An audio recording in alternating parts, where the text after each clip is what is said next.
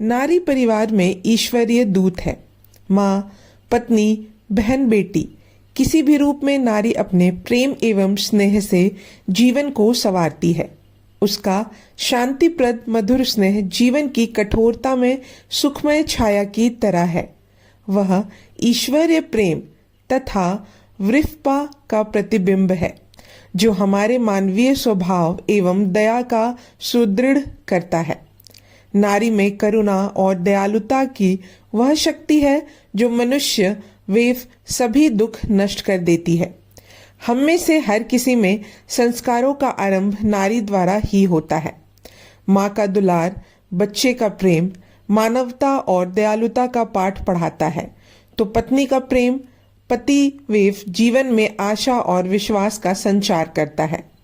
संक्षेप में, ईश्वरीय शक्ति नारी रूप में ही सृष्टि को गतिमान रखते हुए वर्तमान को भविष्य से जोड़ने का कार्य करती है।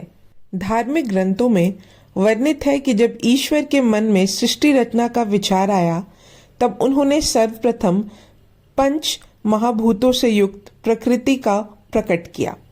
चारों वेद, सप्तऋषि, आकाश, पृथ्वी, पेड़ पौधे, जल, अग्नि आदि की रचना की। तदंतर नर अर्थात पुरुष को प्रकट किया।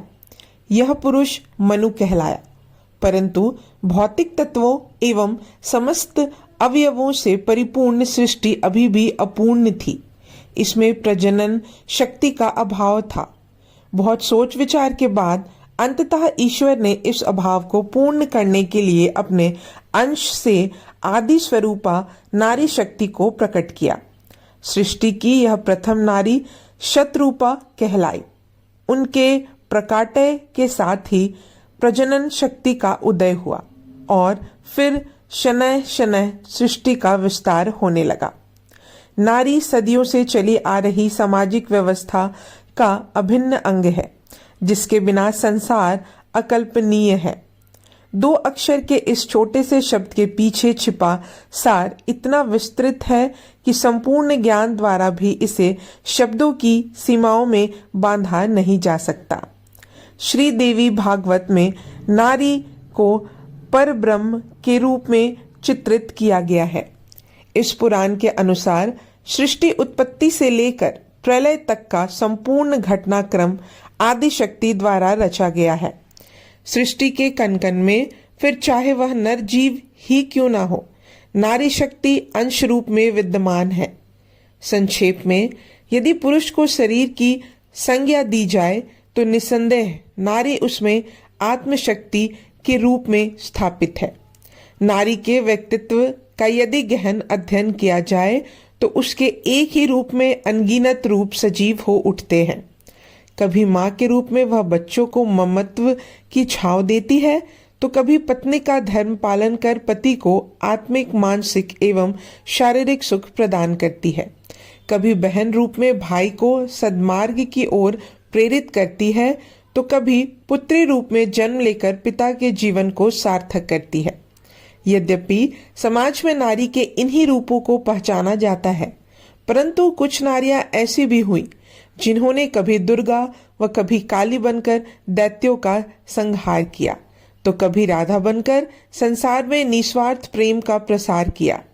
कभी सीता बनकर पति का अनुसरण किया, तो कभी सावित्री बनकर यमराज से भी टकरा गई। आदिकाल से समाज में पुरुषों का वर्चस्व रहा है, जिसके कारण इसे पुरुष प्रधान समाज कहा गया। सहनशीलता, समर्पण, सेवा भाव, निस्वार्थ प्रेम, ममत्व, धर्म, परायणता आदि गुणों को प्रतीक स्वरूप नारी शक्ति संपन्न होते हुए भी पुरुषों द्वारा निर्धारित परिधि तक ही सीमित रही। उसे केवल भोग विलास या वंश परंपरा को आगे बढ़ाने का साधन माना गया, परंतु फिर भी समय समय पर अनेक अवसर ऐसे भी आए जब शक्ति स्वरूपा नारी ने आगे आकर समाज का नेतृत्व किया। इतिहास पर दृष्टि डालते ही ऐसे अनेक अद्भुत नारी चरित्र सामने उभर कर आते हैं, जिनके नाम सुनहरे अक्षरों में लिखे गए। फिर चाहे वह लक्ष्मीबाई हो या रानी पद्मावती, कृष्ण की दीवानी मीरा हो या जीजाबाई, महान नारियों की इस श्रृंखला में एक नाम ऐसा भी है जिसने साड़ी गली व्यवस्था का विरोध करते हुए समाज में नए आयाम स्थापित किए तथा राष्ट्र निर्माण में अभूतपूर्व योगदान देते हुए महिला वर्ग का नेतृत्व किया। बुलबुले ए हिंद सरोजनी नायडू। इतिहास के पन्नों में उल्लेखित सम्मानित नारी व्यक्तित्व जिनकी बहुमुखी प्रतिभा से समाज का प्रत्येक वर्ग प्रभावित हुआ। उन्होंने न केवल राष्ट्र में बल्कि विश्व के कई देशों में नारी शक्ति का नेतृत्व करते हुए प्रगतिवादी विचारों का प्रसार किया।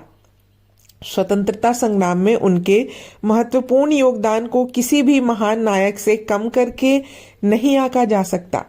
उनकी लेखनी ने विश्व प्रसिद्ध साहित्यकारों एवं कवियों के मर्म को गहराई से छुआ। उनकी आवाज के जादू ने सामान्य जन में आजादी के लिए जोश जगाने का काम किया। वह अनेक अद्भुत व्यक्तित्व का ही परिणाम था कि आज संपूर्ण विश्व इस महान नारी से परिचित है। भावुक कवियत्री, चतुर राजनीतिज्ञ, सदहृदय समाज सेविका, कुशल गृहिणी, मामत्य माँ सरोजनी की कल्पना करते ही अनगिनत रूप प्रकट हो उठते हैं। तत्कालीन समाज में जब नारी दारुण दुख भोग रही थी तब उन्होंने ही अनेक अधिकारों और शिक्षा के लिए आवाज उठाई। यह अनेक अथक प्रयासों का परिणाम है कि कमजोर कहलाने वाली नारी आज सशक्त होकर समाज में अपनी उपस्थिति दर्ज करवा रही है। उनके द्वारा आरंभ किए गए कार्य आज भी समाज के लिए प्रेरणा स्रोत हैं। संक्षेप में, साहित्य के साथ साथ उन्होंने स्वयं को परोपकार और निस्वार्थ सेवा के लिए समर्पित कर दिया। जब भी राष्ट्र निर्माताओं का उल्लेख होता है, सरोजनी नायडू का नाम पूरे सम्मान के साथ लिया जाता है। यह भाग यही समाप्त करती हूँ। अब अगले भाग में हम जानेंगे सरोजनी नायडू के पारिवारिक इतिहास के बारे में। तब तक के लिए धन्यवाद।